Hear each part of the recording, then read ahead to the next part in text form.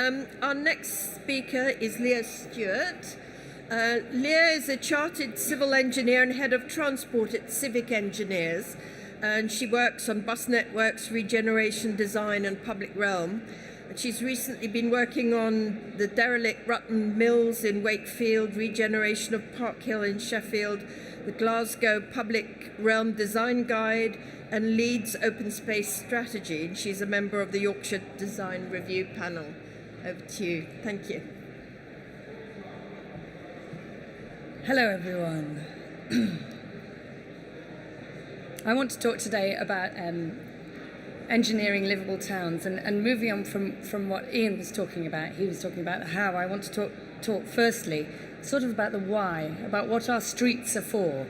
I think if you ask highway engineers what they're for moving things and people, and this one here is for moving cars through. It's not a very nice place. Here's one that moves cars and people and bicycles, and that's what it is. It's a conduit. It's perhaps the arteries and all the things that move through. Maybe they're the blood of our cities. But is it actually a little bit more nuanced than that? Are our streets the places where people meet, where they spend money? Are they how people get to school? Are they where they have fun? Are they how people go and visit their granny? Is it for our streets for everybody, for young and old people? Are they places where we can celebrate equality and celebrate opportunity? These are my kids, by the way. Just So what can streets do? Why do we need good placemaking? Rather than just thinking about moving people, what kind of benefits can good streets have? What's the bigger picture? Good places can have a really positive impact on health and society and climate and economy. And I'm going to talk through these and give you some examples. If we start looking at the relationship between public health, and I think Ian has touched on the TfL Healthy Streets guidance that they've done, but we look at what's causing illness. And we can see that out of all these things that are the top causes of illness, things that are linked with inactivity, they're things that are killing us, literally, as a society. So if we can start to tackle inactivity by making our streets more inviting, then we can start to tackle public health.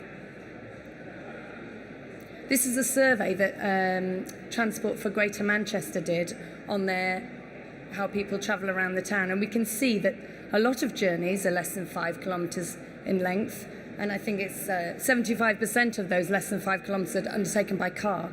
And I know someone's drawn a big red circle on it, but just underneath the red circle are the smaller journeys, the ones between 1 and 2 kilometres. And 59% of those are by car in Manchester. And actually, that's about a 20-minute walk. People can walk and cycle that kind of distance. It's not very far. It's quite easy to do. But people don't. People don't walk and cycle because there's too much traffic. You know, you go by car because there's too much traffic. The fumes are there's too many fumes. They're worried about their children's health. Also, the weather. The weather's awful, isn't it? I mean, you know, people can't cycle in the rain. If you walk, I once worked in a place and I walked to work and this girl said, "But what do you do when it rains?" And I said, "Well, I get wet, or there's umbrellas, you know." Anyway, here's some people cycling in Europe in all weathers. And look, here's Glasgow versus Copenhagen. So Copenhagen's in red and Glasgow's in blue. And we can see they've got fairly similar climates. They have, actually, Copenhagen is a little bit warmer in the summer, but and Glasgow's a little bit warmer in the winter. So these things can happen in cities that have similar weather to ours. We can have more people cycling. So what's the problem? Is it us? Is it us? Is it our cultural aversion to walking and cycling? Or actually is the environment that we've made not very conducive to encouraging us to do this?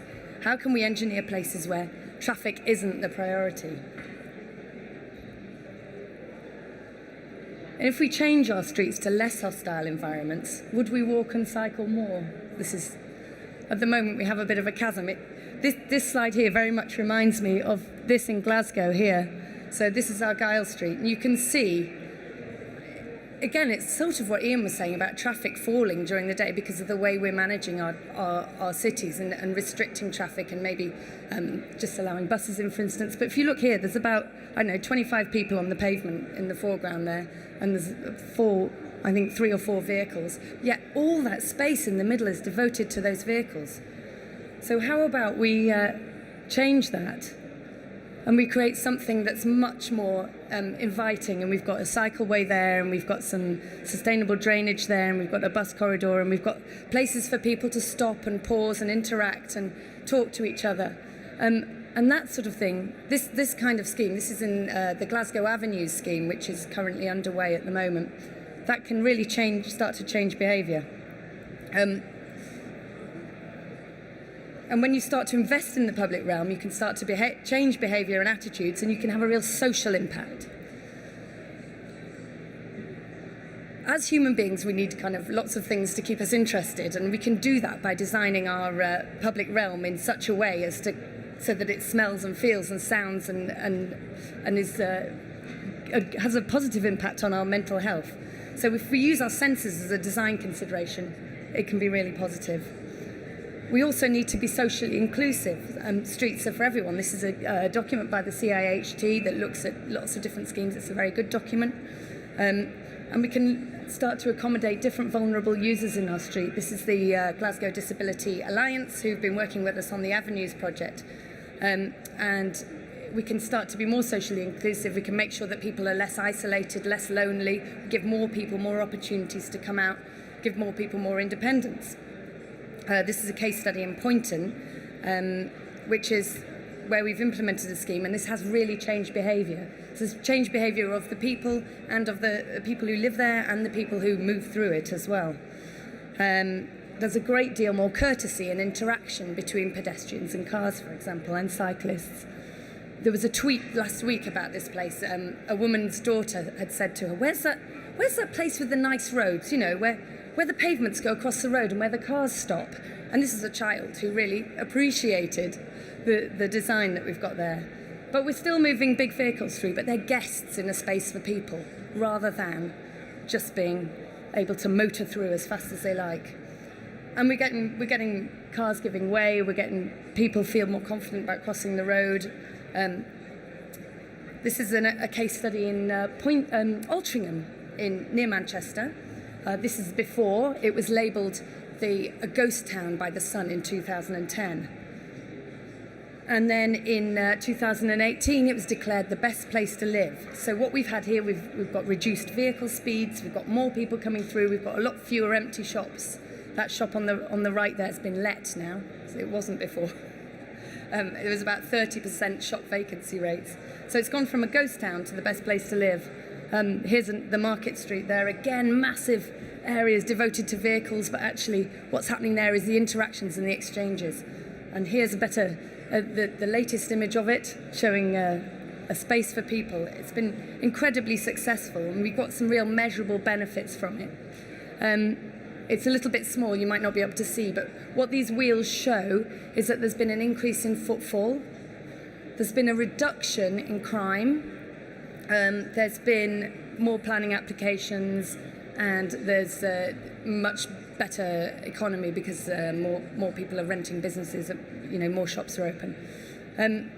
So these are measurable differences in behaviour and in economy. And just to make the point that there is a real social value to good placemaking. We can improve people's well-being, we can improve their mental health, it can improve their physical health, as we touched on earlier, it can reduce social isolation, and it's not just about gentrifying places, it's about making the people who live there feel more confident, and it can reduce loneliness, it can make people have better aspirations. So all of these things are positive contributors to our economy as well. Now, this is these form kind of a small part of things you can measure and you can attach money to. So I'm not an economist.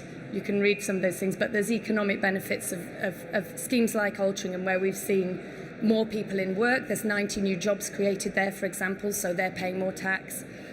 We could see more people walking and cycling, maybe less burden on the health service. And there's been brilliant economic uplift because businesses are more successful. These are some figures from Trafford Council. Again, I'm not an economist, but there's been, I don't know, nearly £6 million worth of impact in a single year on the economy of Altrincham. Similarly, in Glasgow, the value of the scheme, the project cost of the scheme is about 94 million, but they're expecting almost 350 million of impact by the time this scheme is. Most of that's through like letting commercial space, and this is what's formed the basis of their funding deal for the works. So this has all been done by economists, and it's all being checked, and the bean counters are busy counting. They haven't included sort of quantifying the benefits of social and benefits, either reduction in accidents, for example, or more people walking and cycling, and maybe that has a positive impact on the health service. And then lastly, the relationship between urban infrastructure and climate change. This is Glasgow again. Flooding risks in Glasgow are estimated to cost about £10 million a year. And what we see in Glasgow is the drainage network. It's kind of, it's creaking, it's bursting, it's really restricting development. The city can't grow. What we're seeing with climate change is increased rainfall, and the city's kind of close to, it's really being restricted. There's so many people wanting to build more. We can't, and the drainage network is actually one of the things that restraining that growth. And with flooding, we end up releasing all this extra surface water into the rivers, and we have horrible, polluted fish and stuff. So in London, this has been recognised as a problem, and they've released the SUDS guide in London. Here's some examples of how SUDS are incorporated into streets. That's sustainable urban drainage. This brings amenity for people, so there are nicer places for people. There are benefits to wildlife, and we can help deal with water quality and water quantity as well. This is an example in O'Connell Street in Dublin, where it's one of the major streets in Dublin, where these great big pits here help to attenuate surface water, and they're actually tree planting pits as well, and we can run the surfaces through. So on the right-hand side there, you can see the completed scheme. This is in Lyon, where the underpass here has been repurposed as a way of storing water. And you can see these are the concept schemes, and then that's the real thing. But it's made some really nice places for people to walk and cycle on the side as well. And finally, in London, this is White Hart Lane. This is a scheme that's happening at the moment, and we can see there's the concept. And here we are with these are rain gardens, so they stop the water getting into the sewage system. They kind of hold it back. So there it is. It's all built now. So in summary, by making places where everybody is comfortable walking and cycling, and places where interactions and exchanges can take place, and where we can enhance our resilience to climate change, we can make our public realm work a lot harder. It's not just about movement through our streets. It's not just about our streets being conduits, but it's about making places that people want to stick around and to linger and to build communities and thriving places. And that's what we want our public realm to do. So there's Jan Gale.